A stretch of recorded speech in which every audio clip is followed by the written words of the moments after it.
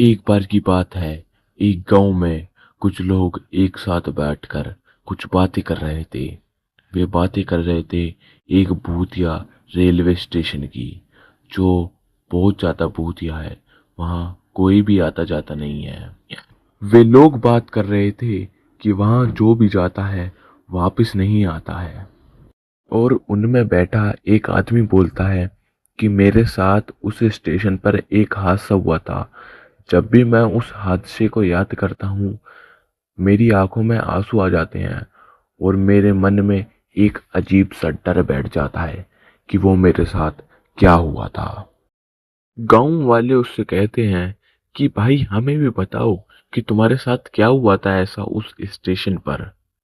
वो आदमी बोलता है, अगर मैं ये हादसा दोबारा से बताऊंगा तो मेरे जख्म ताजे हो जाएंगे, इसलिए मैं अब वो हादसा किसी को नहीं बताता।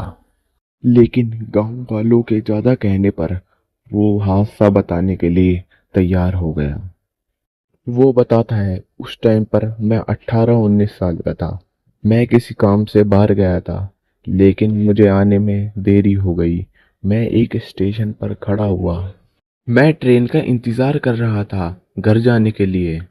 और तभी वहां पर एक लड़की आई। उसने लहंगा पहन रखा था और वो आकर मुझसे बोली, यहाँ पर जो ट्रेन आने वाली है उसे अभी कितना टाइम है। मैंने बोला पता नहीं, मैं भी उसी ट्रेन का इंतजार कर रहा हूँ। फिर उसने मुझसे बोला कि बहुत देर हो गई है, अगर हम ऐसे ही ट्रेन का इंतजार करते रहें तो लेट हो जाएंगे, चलिए दूसरे रास्ते से चलते हैं। और मैंने उससे कहा कि मैं यहाँ नया हूँ, मुझे रास्ता नहीं पता है दूसरा। उस लड़की ने मुझसे कहा कि मैं अक्सर यहाँ से आती जाती रहती हूँ, मुझे रास्ता पता है। तुम भी अकेले हो और मैं भी, हम दोनों साथ चलते हैं, हमें साथ मिल जाएगा। मैंने बिना कुछ सोचे समझे हाँ कर दी उससे। और तभी अचानक स्टेशन पर ट्रेन आ गई। मैं मन ही मन थोड़ा खुश हुआ और मुझे राहत की सांस आई। फिर हम दोनों ट्रेन के अंदर बैठ गए। वो ट्रेन अंदर से थोड़ी अजीब सी थी। वो ट्रेन ऐसे लग रहा था जैसे कोई पुराने जमाने की ट्रेन हो। लेकिन फिर भी हम उसके अंदर बैठ गए क्योंकि हमें घर पहुंचना था। उस लड़की ने मुझसे पूछा कि तुम कहाँ जा रहे हो। मैंने जवाब दिया कि मैं किसी काम से शहर गया था, अब मैं अपने गांव जा रहा हूँ। फिर मैंने उससे पूछा कि तुम कहाँ जा रही हो। उसने मुझसे कहा कि मैं भी अपने गांव जा रही हूँ। मैंने उससे पूछा कि तुम्हारा गांव कौन सा है। उसने मुझसे कहा कि मुझे अपने गांव का नाम नहीं पता। और मैं थोड़ा हैरान हुआ कि वो लड़की अपने गांव जा रही है और उसे अपने गांव का नाम ही नहीं पता।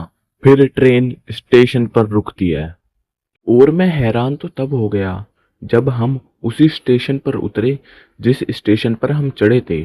ट्रेन ने सफर तो तय करा, लेकिन हम तो वहीं हैं, कहीं पहुंचे ही नहीं।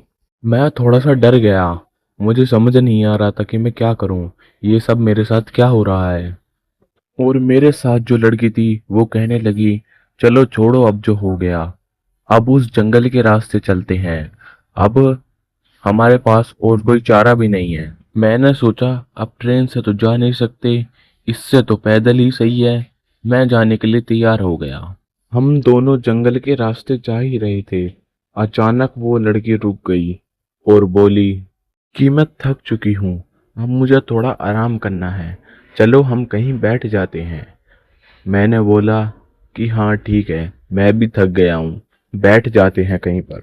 तभी अचानक हमें किसी के रोने और चिल्लाने की आवाज़ आने लगी। मैं बहुत डर गया और वो औरत उस आवाज़ को ध्यान से सुन रही थी।